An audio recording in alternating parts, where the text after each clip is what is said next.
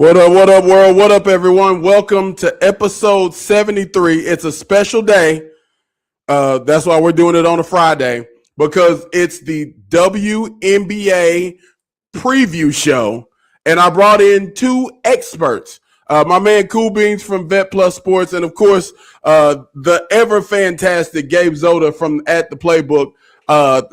Man, pleasure to have y'all on. A pleasure to get into the show.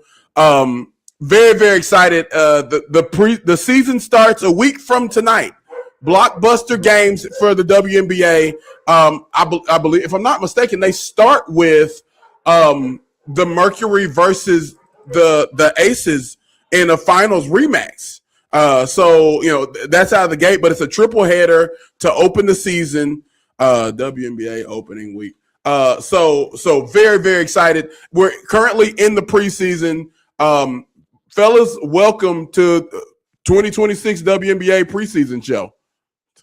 What's going on? What's going on? And I'm very excited about this. So, all right. So we'll start with you, Gabe. You're up close and personal with the Liberty, right? He covers for the New York Liberty, amongst other things. Just being a cool kid in the big city, man. Tell me your thoughts going into the season. I mean, I'm super excited. A lot of things changing, though, with this New York Liberty team. I know a lot of people saw the signing of Satu Sabali. Obviously, you fired Sandy Brondello last year, bringing in a new coach in Chris DeMarco. I mean, there's a lot of changes on this team that don't really get talked about too much when you look at this team, because it's just, you have the core three, the big three, they're going to do their thing, and obviously they will, but I mean, you're looking at a whole new offensive scheme with Chris DeMarco. You're looking at a whole new player to coincide with that core four in Satu Sabali. So there's a lot of moving parts here. I'm super excited. Obviously, they're projecting to be one of, if not the best team in all of the WNBA. So yeah, I'm hyped, bro. We talked to Jonathan Kolb last week, the general manager of the New York Liberty. He had high hopes for this team, loves the flexibility, the depth on this team. You talk to the players, they love the new simplicity and the way that this offense is moving. They think it's way more structured than it was with previous head coach Sandy Brondello. So you have a lot of good moving parts here so far. It's going to be some growing pains early with kind of this new system, but overall, at the end of the season, you're looking at a Liberty team that could damn well win a WNBA championship. They would be. I'm an Aces fan, and I'll tell you, I've got the Liberty beating the Aces. It's just it's an arms race. We were talking about this off air. It's an arms race, and my God, bringing in with already having Stewie and the group that they had, Jonquel Jones and them as they further develop. But then on top of all of that, then you bring in Satu Sabali, and she is just. I mean, talk about the flexibility that she brings with her length and the ability to see the floor. And I was thoroughly impressed, covering her and everything that she did last summer in Phoenix. So to add that type of talent is scary good. How about you, Cool Beans? Your favorite team is the Fever. Talk a little bit about some of their offseason, and we'll get into it a little bit more about what your star player did for the league as a whole. But talk about the Fever's offseason as a whole. The Fever's offseason as a whole, I really wasn't too happy with they was trying to get Azura Stevens. I liked that move, but that didn't happen. I thought they was gonna get Alana Smith. I like that move. That didn't happen. She ended up in Dallas. Now they approached Rebecca Allen from the Chicago Sky. In fact, I think she went to the Liberty. That was a piece. Rebecca Allen turned down the Indiana Fever, and she went to New York. But wow. Either one of those three pieces I thought would have been good. They got Mo Billings. I was okay with Mo Billings, but Mo Billings is pretty much, if they was going to go with Mo Billings, they could have stayed with Natasha Howard, because Natasha Howard does not stretch the floor. Natasha Howard can go out and stand at that three-point line, but she's not bringing a defender out there because they rather let her shoot that three because they know that she has a low percentage chance of hitting that shot. They'll give her that shot all day. That's the same with Mo Billings. They will give her that shot all day. They will not give that shot to Azura Stevens. They will not give that shot to Alana Smith. They would not give that shot to Rebecca Allen because all three of them can hit that shot. And then that's my one problem I didn't like on the offseason, how they did not look to stretch the floor. Everybody's clogged up down there. You got, because Aaliyah Boston's going to be down there. She's going to be down there working the rim. And it's like, now you got her and Natasha Howard down there. You're not bringing out that extra big. And then if you had somebody out there that could bring out that extra big, you're creating lanes for Kelsey Mitchell and for Caitlin Clark to cut through. And then they could chop through and cut up that defense. But they didn't bring nobody to stretch that. Now they did in the draft, got Justine Passat. She's a big 6'4". Okay. She can stretch shooter. She can stretch that floor. But she might not make the team. And even if she does make the team, she for some reason she played good in that first game against the Liberty, but then she wasn't in last night's game because she was hurt. Mystery injury. That's one thing I do not like about the Fever's front office. They have all these mystery injuries. And she'll be playing tomorrow. And then tomorrow's game shows up. Oh, she's not playing. They're not 100% forthcoming with their injury report. Yeah. And I don't like something. Can I say something? That's a WNBA issue entirely in terms of their communication and PR. Like it's not that they do a terrible job, is that they are very, very careful with how they list injuries throughout the league. And a lot of fans, especially on the Liberty side, I always heard this. They always got mad at us, the media members, for like not being transparent or not telling us telling the fans what's going on. But we're sitting there like, bro, we're getting the information from what the PR is telling us. Like, we can't do nothing about that. Like, they're not being fully transparent. The WNBA is super careful with all that stuff. And sometimes you'll get an injury situation like Passat, where one night she's in, the next night you're like, what the heck's going on? You don't have any clarity unless you get someone who's like really deep in that can get like a crazy source. But even media members are a little bit worried to do that because of the infancy of this blow up of the WNBA, still 2, 3, 4 years into kind of this exponential growth, you're in a situation where media members kind of sit there like, we don't want to do too much yet because we still are building that trust with everybody so we can get to that point. So that's just my point on the whole injury stuff. Fair point. And I definitely appreciate the insider kind of the great perspective from your end of it, but that's definitely it, man. And look, I was just about to actually ask you that because I think it's important that that the media does get the opportunity to be honest and that the fans do get to see the transparency. So the key is to find kind of that niche and that middle zone to make sure that everyone's comfortable. But it is important. And look, here's the thing, man. We've talked about the Fever, and I want to switch over to talking about, first we'll talk about the opening night. It's gonna be fun, right? There's a lot more games. There are a lot on TV. Shout out to Ion, who's gonna carry a lot of the WNBA games this season. And then on top of that, ABC's picking up opening night, the next night of the Fever versus the Wings. Opening night, we'll see the Aces versus the Mercury in the championship rematch. So very, very excited about that. Also getting a chance to see the Seattle Storm, and they'll welcome in the Golden State Valkyries into their second season. Cool Beans, we talked about the Fever, and you can't talk about the Fever without talking about Caitlin Clark. And, right now, one of the things I think about, unfortunately, the WNBA's commissioner, is it Engelbert, if I'm not mistaken, is how you say her last name? Yep. Kathy Engelbert. Not in great favor after the things that were said last summer and some of the statements that came out, from Nafisa Collier and many other supporting what she said. And so the word I heard, and definitely please correct me if I'm missing this, Gabe. The rumors that I heard and some of the feeling around those statements were that basically she was trying to bring Caitlin Clark down a notch. Because she did. Her fan base is rabid and passionate, and she brings a ton of eyes. Caitlin Clark has just had this, since I want to say that first championship game against, was it against LSU that she lost to LSU? There was so much attention around how she played, and throughout that finals run, and it's just been high ever since. Yes, the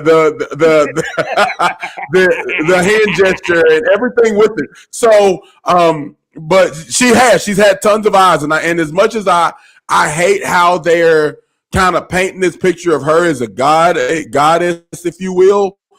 She is like she's on her skill and her fan base and what she does for the viewership is top tier. I won't argue that fact. But can Kathy Engelbert get back into good standings? I mean, I think she's already done that. I mean, a lot of those quotes, Okay. a lot of the stuff before the final CBA was kind of inked and she talked about this too at the WNBA draft when, they asked her. I mean, a lot of it obviously is posturing, right? And they wanted most of the same things. I haven't heard anything about Caitlin Clark specifically being, kind of even brought up at all.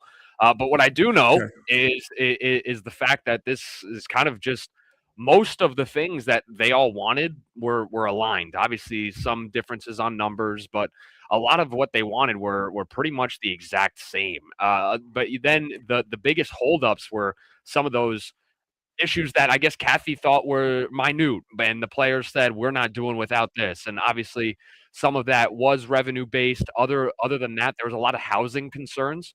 The players really wanted the housing situation kind of picked up, and that's something that Kathy said that she had like no idea about going in, and and afterwards she learned how important that was to the players. So, but I think now I think it's always going to be a little bit weird with commissioner and the players association, especially how the WNBA fights so hard. But I feel like the WNBA players at this point, now that they got a deal that they kind of all like, they're a little bit more respective, a little bit more responsive to what Kathy said. So that Caitlin stuff that's interesting to me. You're saying that they were just trying to knock her down. I never heard that.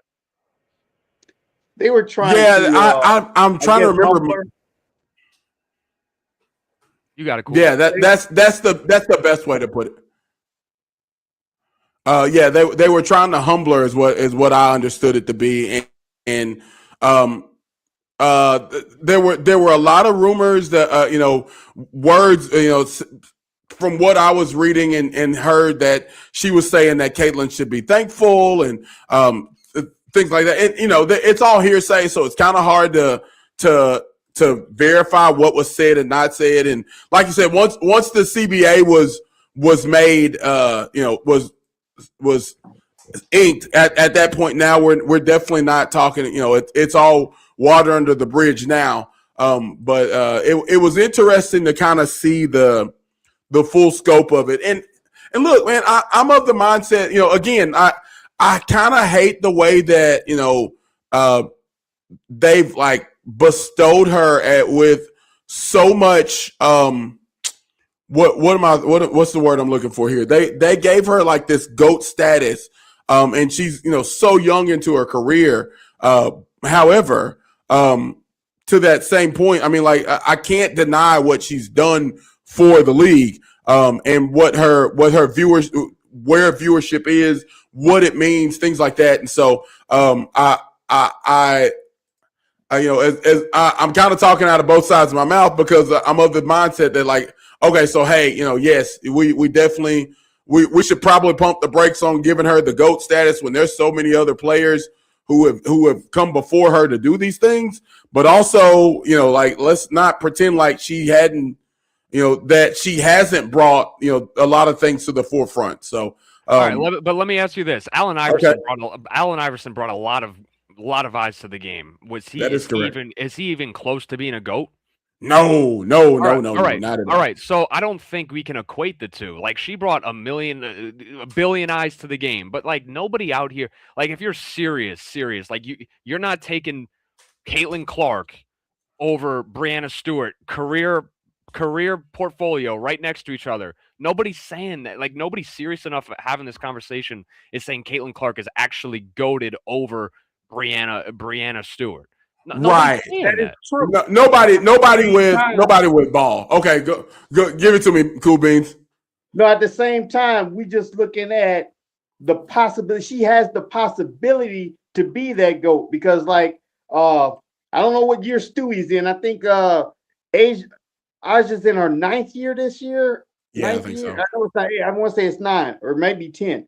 But she's been MVP 4 times. And like pretty soon around year 13, year 14, the knees are gonna be getting kind of weak and you ain't gonna be able to do what you used to do. Caitlin's only gonna be in year 6 or 7. If Caitlin stay on path, yes, she can be the GOAT because you are only going to get better. And if she's only going to get better by year 6 or 7, they can genuinely actually say that. Yeah, but we're at year 3 and we're talking about question marks. Like, I'm not saying Cooper Flagg is going to be the GOAT. I don't know. Like, I don't even feel like we should even be talking about Caitlin Clark and GOAT in the same sentence at this point. I'm not saying that she can't be. She has all the talent. She's one of the greatest shooters I've ever seen play basketball ever. Men, women, I don't care. She's one of the best shooters ever. But, like, I can't sit here and even talk about GOAT, like, when, like, she didn't win no championships in college, even though she got a team. She carried a team over there to Final Four multiple times, champion. Like, I get all that. But you didn't do that. You haven't won jack in the W yet. Like, let's do that first. Let's accumulate these stats. Let's do that, and then we could even talk about GOAT. Like, she's great. She's not on GOAT yet, bro. She's just not. She don't have the receipts yet. That's the thing about championships. You got to have the accolades. You can't actually say that you're the GOAT, but you never won nothing. You never been. You haven't even touched the dirt yet. You ain't even smelt the floor yet. You ain't been there yet. So it's hard, but it's saying she still has the potential. But we cannot deny the money that she's brought in here, the eyes that she brought in there. That's one thing they cannot deny. They've been denying ever since she got there. They say, "Oh no, it's not because of her." And then some people are talking about "Oh, it's because of me too." But nah, I don't think so. Yeah. It's it was a special class. I will admit there was a special class from Brink to Barbie to Caitlin there were a lot of really, and there was last year was a special class. This class that just came in was also really, really good. Next year's class is going to be fun to watch. So, and I think it just adds to the excitement of what the WNBA is becoming, right? And it's really, really cool to see this as it unfolds. Real quickly, I want to throw up some of the key dates for this season. In 6 days, there'll be roster cut downs. The Commissioner Cup is the first 3 weeks of June, or the first 2 weeks of June. Very excited about this All-Star weekend. Interested. I really kind of want to road trip this thing. Gabe, you ever been to Chicago, buddy? Never been to Chicago, no. I know that New York's got a different style of pizza. We may have to make a trip, pal. Little road trip out to get some deep dish and check out the All-Star. Deep dish Deep dish is a pie, bro. That's a full-on pie. That is not no pizza. Well, all right, fair enough. That is they do call it a pie. That part is true. But listen, for the record, Cool Beans, anytime you can get a New Yorker to tell you that deep dish is not pizza, that's about as good as forget about it, or I'm walking here. Like that, this is right. It's beautiful. Like it's a thing. But yeah, it definitely and it is a pie. It's cooked in a pie pan. It's massive. But very excited about the All-Star weekend. The FIBA break is what's interesting to me, for taking 2 weeks off in September, and then shortly after the FIBA break ends on the 16th, and then the playoffs begin on the 27th. Talk about that a little bit, if you don't mind, Gabe, if you got any information on that. Those last 2 weeks. Now, did they do a FIBA break last year? I believe they did, right? I know it was an Olympic break last year. No, that was 2 years ago. Yeah, 2 years ago, you had the Olympic break. Last year was nothing. Okay, so because the FIBA is every 2 years or something like that, or every other. Yeah. So, all right. Do you anticipate that affecting because it's weird. It's like you come back from the break, you get 2 weeks off if you don't partake in FIBA, which I think most of the girls do. But if you don't, then shortly after that, then, I mean, you got that 2 week break, and then it's 2 weeks of back to regular basketball, and then poof, playoffs. You feel like that hurts, hinders, helps this 2 weeks between the FIBA break and the playoffs? Yeah, it's certainly weird timing, right? I mean, when you had the Olympic break, it was right next to All-Star. So it was in July. Like you had basically 20 games left that you can come back and still rock out with your normal team. I think by that September 1st to the 16 point, like the teams won't have to deal with, unless you're injury in and out, but you won't have to deal with still having to build chemistry. So I don't think it'll be a problem in terms of chemistry wise, in terms of play style wise. And on the flip side, let's look at this positively. That is a chance now for your players that are injured to recoup before the playoffs. You don't got to play no basketball. You don't, let's say, your fever team, let's just say, a couple of the players get out, whether it's Sophie, whether it's Mo Billins, right? Let's say they're out for that time. Well, now they get 2 weeks. They could sit back, relax, actually recover. So when the playoffs come back, you don't have to worry about any injuries, and you could be fully fresh for that playoffs, because we all want to see a fully fresh team go into the playoffs and actually have a shot at that thing, right? So on one end, yes, a little bit weird in terms of the timing, but if you look at it on the positive side, there are some really good takeaways from that as well. I'm interested to see it. Again, very, very excited about the season ahead. And part of the reason I'm excited about it is because, I harken back to, that's my new word now, Cool Beans, harken. Our guy Blue gave us harken over the weekend, and that's it now. But we look back to the All-Star weekend last weekend, and, the almost bigger than the game itself was the girls wearing the shirt that said "Pay me what you owe me" or "Pay us what we owe" or something like that. Yeah. And during that time, there were a lot of, God, I hate to say it this way, but a lot of idiots who were like, "What do you mean, pay me what you owe?" And then to look into the CBA was really, really cool, because then I started to, you start to see what they mean by "pay me what you owe me." Pay what you owe. And listen, let's not dilute this. The viewership from folks like Caitlin Clark and Cameron Brink and Angel Reese and the stars that are the young starlets that are coming into this league are all to thank, and a lot of the credit is due to them for what they've done in bringing viewership to demand these, to make these demands with the CBA. But it's good to see it. The housing, I know a lot of it's family housing was very, very big. The new Supermaxes, to pay the women what they deserve, or maybe not even what they deserve, but much fairer wages for the amount of work that they do and what they're bringing, the excitement that they're bringing. Speak a little bit about the CBA. Anything in particular that stood out to you? Anything in particular that you feel like maybe wasn't good? Any thoughts on the new CBA? What you got, Cool Beans? You go first here. Okay, I actually like what went down there. I'm in agreement with some of the salaries. I do like the Supermax at 1.4 million. One thing I did not like, me and James, we got into an argument over it. He was okay with it. I'm not really okay with it because it's not real life. It's the housing situation. Here's my thing. They fixed it to where the league minimum now, if you're on a rookie contract, you're getting 300 and some thousand a year. We're just gonna call it 300,000 because I can't remember. At 300,000, you should be able to pay for your own housing. I mean, I make 60,000 at my job. I got to pay for, if I want to live here, I got to pay for my house. I mean, they make it 300,000. Yeah. So what, you don't want to live in New York, and New York is expensive. You might find a loft at 2,500 a month. You're only there for 4 months. Right. So I mean, like, you got plenty of pay to pay for your house. I don't agree with that. I don't think the owner should have to be scooping out for your house. Okay, how about you, How about you, Gabe? Anything on the CBA? Yeah, Good. I just hope players can like stop having to play overseas during the off season. That's my Right. biggest thing.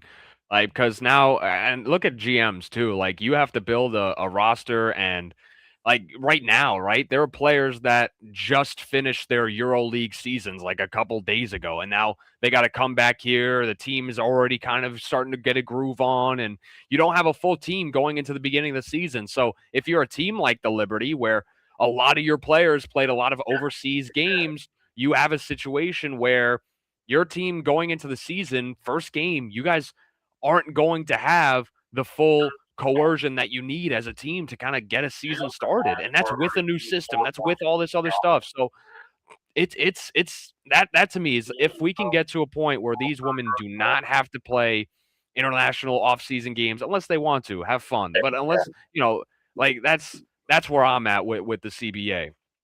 That's my biggest takeaway for Yeah. sure.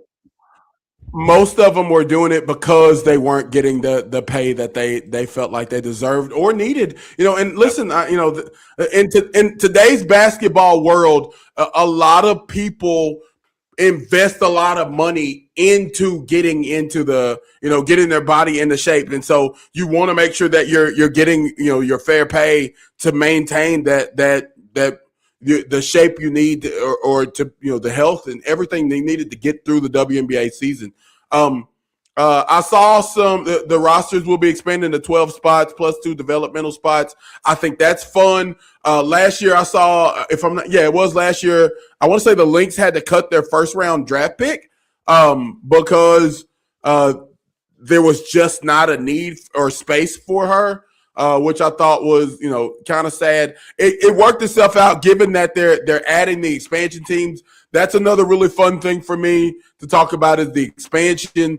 Two new teams this year: the Toronto Tempo and what's the other team on Portland Fire. The Toronto Tempo and the Portland Fire. So very, very excited about those 2 new teams. Solid drafts for both of them. I thought it was really interesting that the Sky traded a first-round pick. I'm going to make sure I'm telling the story right. The Chicago Sky traded a first-round pick to Portland. And the trade just basically said that you won't take any of my players in the expansion draft. Did you hear anything on this, Gabe? Are you familiar with this? I mean, not really, but Okay. it sounds cool. All right. So the Sky sent the 17 pick to the Fire in exchange for a number 21 pick and gaining protection from the Fire drafting any of their players in the expansion draft. And so that they swapped picks for the Fire to move up and not and they did the exact same thing with Toronto as well. They traded their number 26 pick, did the Chicago Sky, to Toronto to allow or to basically keep their players from being drafted. I'm sure it happens all the time. I've never seen it, worded like this before, but it was interesting. And so I've never heard of it, but yeah, I guess that would be kind of slick. Like, hey, you don't pick none of my people, and you can have this first round pick. Right. So and then and obviously the other thing. Speaking of the Chicago Sky, trading Angel Reese to the Atlanta Dream.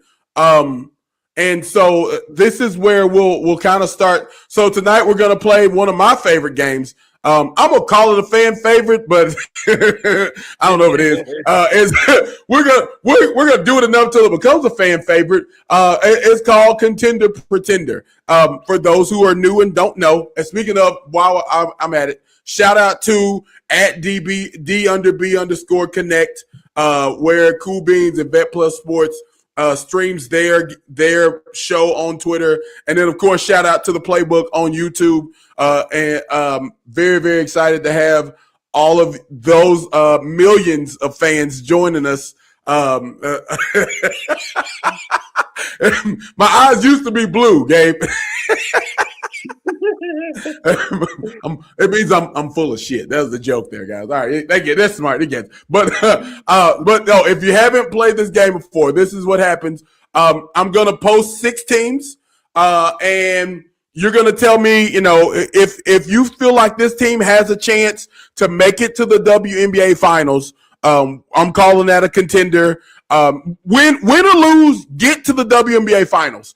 And that's a contender. If they don't, then we'll call them a pretender. So very excited about this. We'll start with Angel Reese's Atlanta Dream. Now, this offseason, not only did they bring in the I forgot what she's calling herself now, the Barbie, but they also maintained all of their free agents who had a chance to go other places, who were key cogs into their offense and what they're doing. The Atlanta Dream. So, Cool Beans, how about we start with you? Do they have a chance to make it to a legitimate chance to make it to the finals? Are they a contender or a pretender? Y'all gonna hate me in this game, but I'm gonna go ahead and say they're a contender. And the reason why I'm gonna say they're a contender, they do have Angel Reese. Now that she played her old team yesterday. Now we can call it just going back home jitters and everything, because she only shot about 28%. That's horrible. But like they were saying that when she was there with the Skies, she couldn't shoot. But my thing is, this is going to be a rebuild year for her. This is what she's going to have to actually show what she can do, because when she was up in Chicago, she wasn't doing nothing. She won 10 games her first year, 13 games the second year. And regardless of when you put yourself as star power, you say, I'm the star, I carry this team on my back. You have to wear that badge on them games that you won and you lost. So it shows that her being the star, she can't carry no team. This is her chance to rebuild herself. They still got Alicia Gray there. They got Ryan Howard. I love Ryan Howard. She's great. She's a real good two guard. So the only key piece they lost Brittany Griner because she went to the Suns. But I don't really see that as too much of a loss. I still think that they're a contender. They still can pull this off. Okay. All right. So you got them at a contender. How about you, Gabe? Any thoughts on the Dream? Contender, pretender? They're not contending, bro. They're not. But let's give them props, right? Jordan Canada, Ryan Howard, Alicia Gray, right? Angel Reese, like that's a nice 4 to have. And you saw at the end of last year that they were starting to kind of make a little bit of noise, starting to get some momentum to themselves, and they kind of put some things together. One of my biggest worries, I have 2 bigger worries, is those bigs on this team. I don't think they're as dynamic as bigs. I don't think they have great shooting bigs at all. They can get rebounds, but I don't think they have great shooting bigs at all on this team. So you need to be a little bit more versatile there on that end. And then defensively, you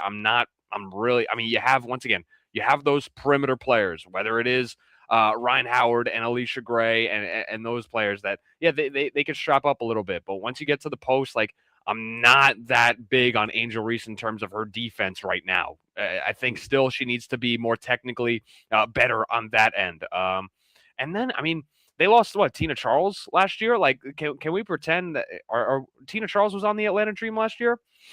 She was on the Suns. She was on the Suns, Connecticut Suns. I think it was the year before that. Year before, yeah. Okay, that makes sense.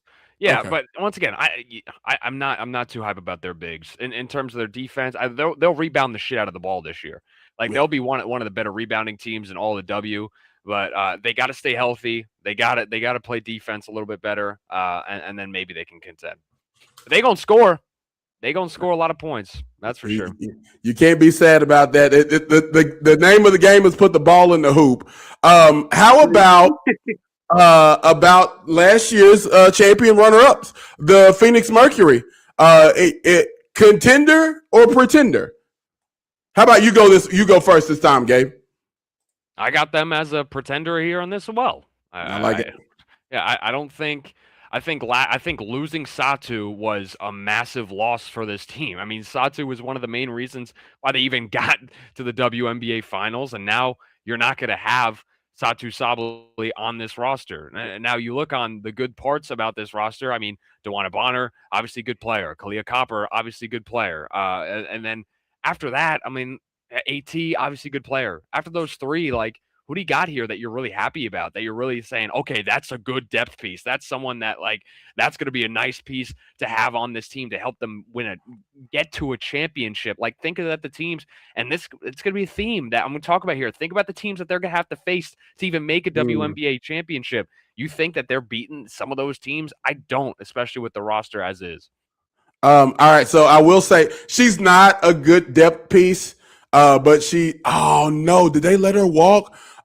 She was one of my favorite players last year. She just, like, one of my favorite things about the W is that not only are we getting, flair and personality, on the court, but you get we've seen, like, the drip, if you will, as the kids call it. But just the personality of the players, and she was one of those players, and they let her Brown from last year's Mercury team. I think she went back to Dallas, if I'm not mistaken. They do still have Sammy Whitcomb. Sammy Whitcomb might be my age. It feels like she is. 37, yeah. Okay, all right. Well, I'm 41, so she's seasoned. Okay, so but the veteran presence you need.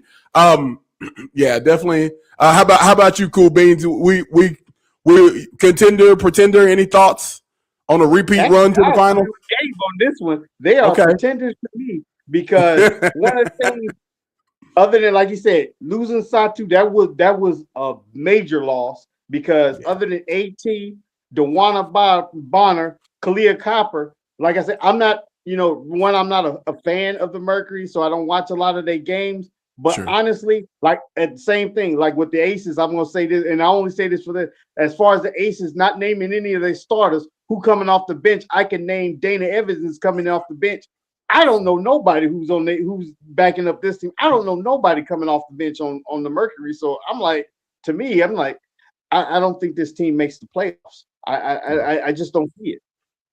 It's a very top end heavy team, and they're going to rely a lot on AT this year to keep them in games and set up Dewana, and they've got to develop players. It's interesting to see. But last year's finals runner ups. So you never know. Sometimes that experience has its own own way of making players better. All right, so we've done a couple, for surefire pretenders. How about we do what I would say a contender, the Minnesota Lynx. Your thoughts on the Minnesota Lynx? Okay, I'm gonna start this one off. Okay, I'm only going off of what knowledge I have. I don't have inside knowledge on this. I don't know. All I know is Nafisa Collier is not going to be starting the year. She's still hurt. From that surgery she did last year. They lost Alana Smith. They lost Natisha Heidelberg. She's now LA Sparks, so the stud buds ain't there. They still got what's the name? They still got what's Courtney's last name? I cannot remember Courtney's last name from the stud buds, but it'll come to me. I think they still signed Kayla McBride. I know they was on the fence. I don't know if they were trying to work out their contract or not. I think they got her. But not having Nafisa there is what caused them to I think that's why they got put out in the playoffs, because they didn't have Nafisa. And they're going to start off not with having Nafisa. I don't know how many games she missed, because I don't know what the injury was. Wasn't it an Achilles she had? Something like that. Yeah, I think she. Yeah, it's gonna be a while it's gonna be like when Jason Tatum came back towards the end of the season. She's gonna come towards the end of the season. I don't think this squad can hold up. They lost Dejanay Carrington. Dejanay ain't there no more. She with the Chicago Sky. With the Sky, yeah. I'm going pretender. How about you, Gabe? Any thoughts on the Minnesota Lynx? Yeah, I got pretender on them as well. I mean, Fee obviously being out stinks for them a lot. But I mean, you kind of touched on it too. Losing Lana Smith, losing Dejanay. Like, these are players that were, I mean, cornerstone pieces. And I think if you're a Lynx fan here, I don't think you're really 100% expecting to make a title this year. I think one of the biggest things is developing Olivia Miles into being that point guard that can lead you to the future. Obviously, they just drafted her. I think that's going to be a big part of this season. And then kind of moving from there. You still got Courtney Williams, who's cool, but you lost her. You lost her duo. So I mean, what are the vibes there? You lose her duo. She's not on the team anymore. So I'm not super high on the Lynx this year. I think they'll be okay. But not a contender for me. All right. So how about Cool Beans? If you want to recuse yourself, it's okay. Yeah, I understand if you want to recuse yourself. I got a pretty good idea of where you would put this Fever team. But for everyone else who needs to know, contender or pretender on the Indiana Fever? Well, I'll tell you this. I'm gonna go ahead and answer it because I'm gonna treat them like the Indiana Fever is the Dallas Cowboys of basketball. Woo! Now they That's can every year be the contender, and what you call it, they might not do it. Like I said, they didn't get that stretch 4, so I'm kind of worried there. Because, like I said, Monique Billings is pretty much still having Natasha Howard there. But we'll see how she bonds with Caitlin. Because Natasha Howard, there's been times when Natasha Howard gets the ball, she's not passing it back to Caitlin. Caitlin, if Caitlin can stay injury-free, we can say that's going to be a big thing. Well, she did tweet something the other night, and so they sat her down. She tweaked something the other night, and they sat her down. Yep, and like I said, I'm not, and like Gabe said, it's the whole league. I didn't know it was the whole league. I just thought the Fever was doing it because I'm not too sure about how they report injuries and everything. It's like all of a sudden Lexi Hull is out. Do you remember? Well, I don't know if y'all are fans. I remember when they first showed training camp. Everybody was balling, and somehow next thing you know it, you got Lexi Hull balling, and she's taking interviews and everything. And first game comes up, and she's sitting out. Oh, I got a hamstring injury. Wow. When the heck that happened? Nobody said that during Raven Johnson, I thought that was going to be a problem at first. I was so scared after they drafted. I was like, no, y'all didn't draft her nothing because it looked like there was going to be some tension between her and Caitlin. Looks like they worked that out fine, and I think, and I got to give it to her. Her defense she is killer on them, but they needed some defense. They needed to be able to apply the pressure, and she's going to be one of the keys that's going to do that. But I'm not happy with the stretch 4, but I'm going to still go contender because like I said, everybody started their picks, they draft picks in their off season. Everybody said we're going to be gunning to knock them out. So that's the team to knock out. Well, and maybe the other thing I thought about, I know it's nice to have that stretch 4, especially in the day's game. But for me, I'm kind of old school in my thought and a lot of my thoughts. And so the thing I thought about was, hey, have these big physicals. You got somebody that's going to set these picks for Caitlin to kind of run around. And we saw what Golden State did as they accentuated. Obviously, they had Clay as well, but to accentuate Steph and let him run around these very physical but not illegal picks. And so maybe that's the thought behind having another big body girl like Mo Billings to add to Aaliyah and something to kind of pull off of, help with the rebound, a lot of stuff like that. You think about this Liberty team, they've got some big body girls that, Jonquel Jones is a big old girl, and she caused havoc a couple summers ago for Asia and then that Aces team as a whole trying to get, as they did battle. So I would like to think that, there may be, maybe, well, obviously valuing the stretch 4 is always going to be good, but at the very least, then you're in return, you get some physicality that may be needed to beat up some teams, so things like that. So it might work itself out, I would say. How about you, Gabe? Contender or pretender for this Fever team? I mean, let's just go through it here, right? I mean, okay. I think you guys laid out a pretty good kind of objective of this team to be physical but fast, right? Because you have younger players, but you need to be defensive, right? So I think that is their route forward. having Raven Johnson, someone who has a really nice IQ as well on the floor. That's someone that now you bring to this team can pretty accentuate kind of the vibe that they got going on. But yeah, I mean, what I'm really worried about is their overall shot making, right? When Caitlin isn't hitting her shots, because I mean, look, Caitlin's not going to shoot 50% every game. Like, they're scheming to not allow Caitlin to do that. So, like, what can you do? Who are you really trusting with the ball in her hands when Caitlin isn't having that great day? How confident are you in Lexi and Sophie? I mean, they're nice complementary pieces. They all really like each other a lot, but on a game-to-game basis, are they going to make that difference? Some nights, 100%. Other nights, I'm not too sure. I'm really excited for AB this season. I think this is her year to really go crazy overall. So, I mean, look, I don't know if they're contender pretender. I think they can make a really nice run in the playoffs. So I've said pretender for everybody else. I'll just say contender for this one. And that's fair. That's fair. And look, listen, they took the Aces to 7 games last year without Caitlin. Yep. Right. So it wouldn't be a far-fetched idea to think that they might do what's necessary to get to the finals, especially if you can keep Caitlin healthy. So I would definitely see them as a contender for sure. And like Cool Bean said, a lot of people were gunning not just for the Aces and the Liberty, the two big guns of the league, but more importantly, the Fever obviously can threaten those two teams. They might be the closest to threaten those two teams. And so obviously, the definitely a contendership for. I would assume contendership for them. So look, we've talked about it all show. Might as well pull it out.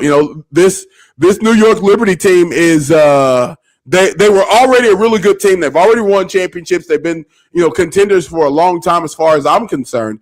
Then you go and add Asadu Sabali, and I don't know how. They're my favorites to win the championship. I think I said that earlier on air. They're my favorites to win the championship. How about y'all? Contender or pretender, the New York Liberty? I go contender. Sure, this is sure. on the slide. I'm gonna go ahead and admit it. This is my backup team. Originally, when they first came out, when the WNBA started, when they had Rebecca Lobo, this was my team. So I can't too much turn my back all the way on my team. So this is my secondary team. Yeah, this team obviously it's like the best team in the league. I mean, you have the best starting 5 in the league, right? Who's starting 5 is better than Brianna Stewart, Sabrina Ionescu, Satu Sabali, Jonquel Jones, and Leonie Phoebus. There is not one. There is not one. Then let's go to your bench where you still have Maureen Johannes, where you still have Benijah Laney Hamilton on that bench, right? Like, just those players, like, those are experienced WNBA players that have seen it. Then you have Beck Allen as well, who's an experienced bench player in the WNBA. Like, you cannot look at this roster and not say, and by the way, I'm a big fan of Han Shu this year. I think Han Shu, who's back with the Liberty now after spending some time in Australia. You saw her in that first preseason game. She looks a lot refined from the previous year. So the fact that you have a 7-2 monster just on the bench, like, what are we doing here, bro? I mean, but let's not just gas them up too much. They're going to have to figure out this offense, and you're going to have to figure out how to get everybody the requisite amount of touches that they need, because there are going to be a lot of games where you're going to look at that box score and you're going to say, why in the world does Satu only have 3 shots? Why didn't X player get this many shots or whatever? Like, they are going to need to figure out how to get everybody opportunities to get the ball. But one thing I do really like about this Liberty team, outside of obviously their roster and the players on there, is the fact that they seem locked in on that goal. So that sacrifice, and they don't really have those egos that you see on these other super teams, if you want to obviously call them that. You don't see that same kind of ego head clashing early on that you might have seen, that things need to be smoothened out. I think things are coming into this season. Obviously, Satu already playing with Sabrina in college helps that, but you're seeing a little bit more of a smoother transition in terms of, all right, how are we going to make this work? Because they're so locked in on winning that title. So that's what I'm happy about. But I will say this: in the beginning of the season, first like 5, 6, maybe even 7 games, like I'm not going to be surprised if they drop like maybe 3 of those games, start off 4-3. Yeah. And you're gonna be, and Blocker, you're gonna be saying on this damn show, are they really contenders? Do they really do this? And the Aces are gonna be like 7-1 or some shit. Like the Aces look great. That's that grace. That's that kind of changing of the guard, that new system that needs to come in. So I expect a little bit of a slower start on this team, but once they figure it out, they're the best team in the W. Let me hurry up and take the logo down so that way I can clip this and I can make sure that I copy. So at 10 games into the season, if they're 6-4, he's already ruined it for me now. I can't. Yeah, exactly. Thanks a lot, Gabe. No, listen. One thing. The only thing I want to add to this, the last note is that I feel very confident that the Liberty might beat the Memphis Grizzlies right now. That's a really good basketball team. Hey, the Liberty pull more fans than the Memphis Grizzlies right now. That's for sure. That's not even close. Without a doubt. All right. Last team in contender pretender, the Las Vegas Aces, or as I like to call them, the House, and I call them that, Gabe, because the House always wins. Defending champs. 3-time champions. They've got a 4-time MVP that's returning, and she's not even 30 yet. She does have a renewed challenge as her boyfriend did put up 83 points recently. So she no longer has the most points in a single game in the household. Maybe that'll help out because that Liberty team is loaded, and I'm not looking forward to seeing them at any point in the playoffs. Especially when they get to the finals, because I feel like the Liberty are going to get to the finals. But any thoughts about this Las Vegas Aces team? These guys are pretenders. No, I'm playing. I just had to go throw my little haterade in there. Understandable. But these guys are contenders. They kept, like I said, they got the main squad there. A'ja Wilson's still there. Chelsea Gray's still there. Jackie Young is still there. Jewel Lloyd is still. Yeah, these are defending championship. And the main thing I'm gonna say, and the reason, and the actual current GOAT that's running, A'ja Wilson, and the reason I'm gonna go ahead and give her that, because remember when she got hurt last year, and the Aces was tanking them games. They wasn't even the 8th seed right now. The minute she came off injury, won 17 straight, went right into the playoff and took it all. So this is the team to beat. They were 500 until that win streak. The last, and as a matter of fact, A'ja talked about that coming from injury and then getting back into the swing of things. And I want to say they took like a 30-point bludgeoning. I forget if it was, I may be undercutting it. It might have been 30 or 40 points. It was a real look in the mirror moment that A'ja talked about, and that was the turning point that they got on that win streak and rode it into the number 2 seed and into the playoffs and into a championship. But Gabe, this Aces team, obviously, I won't put the words in your mouth. Contender, pretender. Yeah, no, definitely contender. But let's talk a little bit deeper. I think 2 players that are going to be amazing. I think Nalissa Smith had a fantastic offseason. I think she put in a lot of work. She lost a lot of weight, and she acknowledged that she needed to get better as a player. She needed to refine her game, and she did exactly that. I think going into the season, she has that renewed mindset, that championship mindset. She knows exactly what she needs to do now, obviously with the mentorship of A'ja and the rest of the veterans on that roster. But there's another player, man. Kennedy Carter last year didn't even play because I guess she was blackballed. I don't know. I'm not going to say any of that. once again, not me claiming that, but there's no reason why she wasn't on a roster last year outside of being a locker room cancer, whatever. She comes onto this team this year after dominating in China last season, and she's an impact player on both sides of the ball. She's a pest on defense. She's going to get into the head of the other players. And offense, she's got a bag. She could drop 20 points on any given night. So you put that player alongside. I mean, Asia Wilson said, yeah, I remember she used to spank our butts on another team. Now I'm happy I don't got to deal with that no more because she's on our team. So you add that to, and let's just say Chelsea Gray does not look good this season because maybe she's getting a little bit older. Maybe it's not really flowing for her. Plug in Kennedy Carter there, the starting one guard, and she's going to be fine. So I think Kennedy Carter is the X factor to this team. And if they were going to win another championship, she's going to play a big part in that.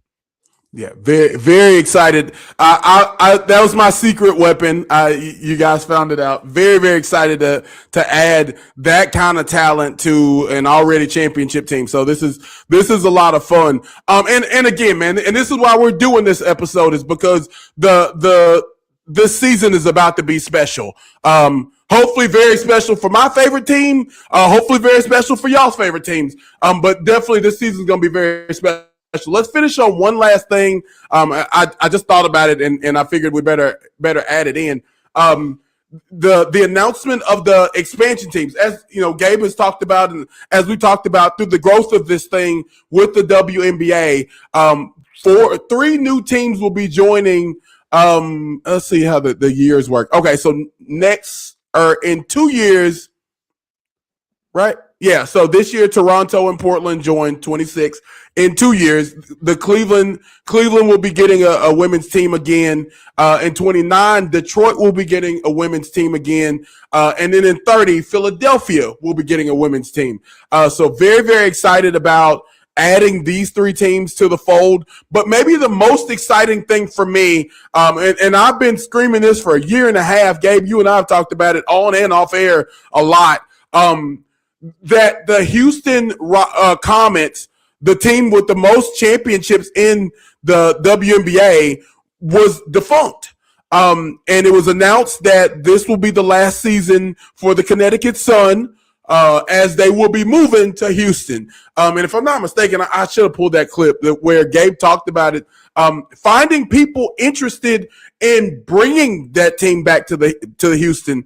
And I'm very thankful to see that it did occur.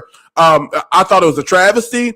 As much as I thought that the Seattle Supersonics need a team after what happened with them and the Oklahoma City Thunder, I believe that Houston needed to have the Comets back, and we're going to get that. And I believe it's effective next season. So this is supposed to be the last season for the Connecticut Sun, and they'll become the Houston Comets again. I love it and hate it.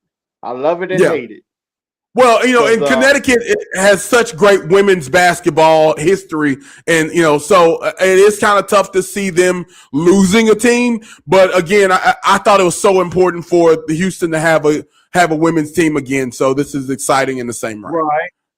But they should have let Houston just come back as an expansion versus you destroying a team to bring one back because, Houston was one of the original teams when the WNBA came out. So was the Connecticut Sun. And you destroyed one to bring back another. I didn't like that. Yeah. It's bittersweet for sure. But however, as I stated, very, very exciting. One last thing that I always like to say, and then Cool Beans, I'm gonna let you talk. Is every time you show your face on this platform, I'm gonna have you talk about the crisis line, and we'll do some shameless plugs. But one plug that I am not ashamed of at all is that my good friend Gabe Zoda had the women's bar of the century.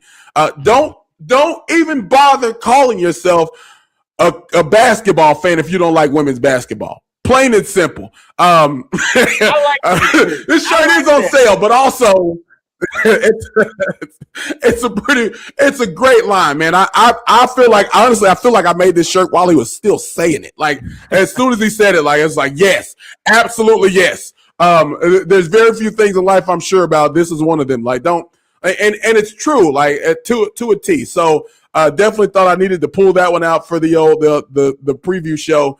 And so, but DM us, DM Gabe. I don't know, but figure it out. We'll get you a shirt if you want a shirt.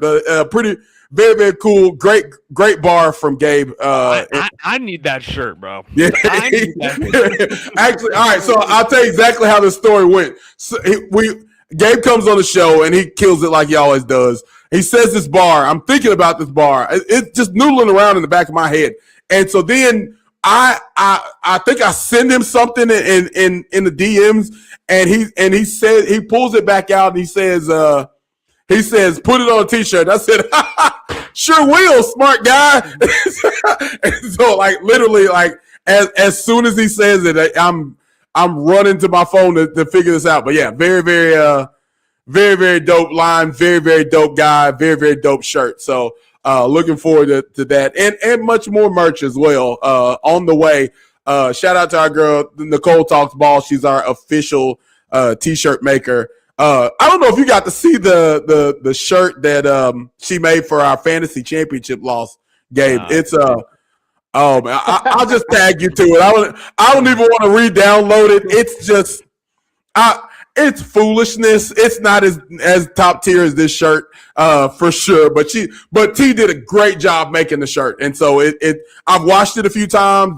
It's still there. It's perfect. So shout out to Nicole Talks Ball. Great content, great merchandise maker as well.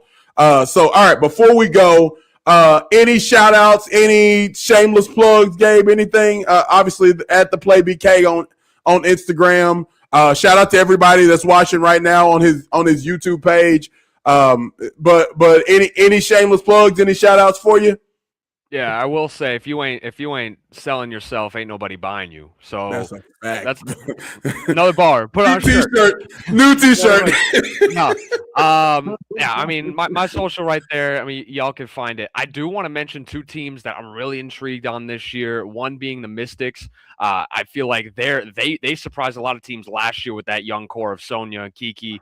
Now you add Georgia Amore this year, who was injured last year. I think she's special. Like a lot of players, they need to watch more Georgia Amore clips, highlights, and see what she can do on a basketball court. She's fantastic. Then you add Lauren Betts. You add more bigs to this team as well throughout the draft who are solid, right? I mean, you had first-round picks. This is a first-round talent. Or who they had? They had Cody as well. Cody Johnson, I believe that her last name is. Like, she's fantastic as well. So, like, that team is going to be damn good. They're going to surprise a lot of people. Maybe they're 1 to 2 years out in terms of, until they can be a contender, but they're going to surprise a lot of teams. And then also the Valkyrie. I mean, last year, I think Valkyrie, Golden State, they surprised a lot of team even getting to the spot that they were in with Veronica Burton and KT and that group. Now you add Gabby Williams, which if you didn't see Gabby Williams during the media day for the Valkyrie, you gotta see how she pulled up. She looked like literally a legendary, and maybe this because I'm a guy, but she looked like a legendary Pokemon to me, bro. Her hair was crazy. Like after this, pull it up, and you're gonna DM me like, Gabe, you're right. She looks incredible because she does. Like she looks mystic on that, but she's on the Valkyries. So that's a team that I'm also looking at too. That they could surprise some teams, maybe make a playoff spot and do some good things. So those are my good things. I'm Gabe Zode at the Playbook. Holla at me. We talk New York sports and toss in the W as well. Yeah, definitely, and knowledgeable guy. Very proud that he allows me to be his friend on Instagram, and even responds to some of my silly comments on his videos. But y'all definitely go check out his videos. Outstanding work by him. How about you, Cool Beans? Bet Plus Sports. Very, very excited to continue to work with you guys, man. Proud to get the opportunity to see some of the work y'all are doing and the growth y'all have, man. Shout out to James. I know he's either asleep or at work. But he released me tonight. Okay. He'll come in and release me. Gotcha, man. So any shameless plugs for y'all? Well, I meant to do this on your last show. I'll be meaning to do it because I have 5-minute memory. I have to think of all kinds of things, and I never do say them. But I am gonna say it this time. Vets Plus Sports, we air like on X and we come on Sundays every Sunday at 9 p.m. Eastern time. So I did want to plug that in. I also do like we do on our show, because it's the end of your show. We do at the end of our show, we do 988 is the national hotline. This Veterans Crisis line for if you feel like you need to harm or hurt yourself, or you feel like you need to hurt somebody else. Call that number 988 and get the help that you need. It is a veterans crisis line, but even if you are not a veteran, call that number. If you feel like you're going to hurt yourself, call that number. They got folks that's still going to talk to you, and they're going to get you in touch with the people you need to be in touch with. So, and I think a lot about that. I won't get on my soapbox tonight, Cool Beans. I did during the draft, just talking about the importance of mental health, and particularly for those that we claim to love so and fight for so dearly, those that fight for us. Always, every chance I get, I try to pump 988 Veterans Crisis Line, and very cool to realize that it's not just for veterans, it's for anyone. Condolences to the families. Just in Baton Rouge, I think it was just last week.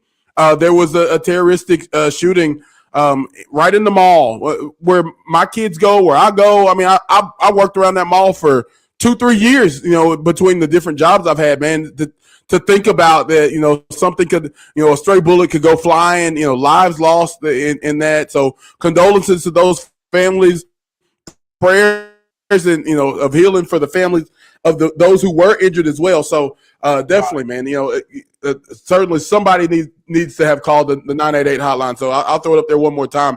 But definitely appreciate you putting us on that, man. And always a pleasure to have y'all and thankful for your service as well.